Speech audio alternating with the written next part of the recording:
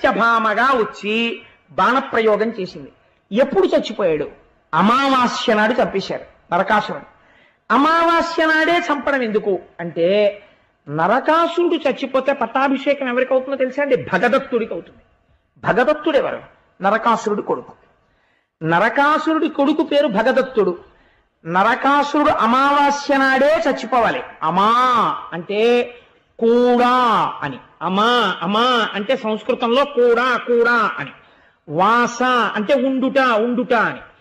చంద్రమా మనసో జాత చక్షో సూర్యో అజాయత అంటుంది పురుష సూక్తం. మనస్సుకి చంద్రుడికి సంబంధం. అమావాస్య నాడు చంద్రుడు ఉండడు. అంటే మనస్సు ఏమైపోయింది?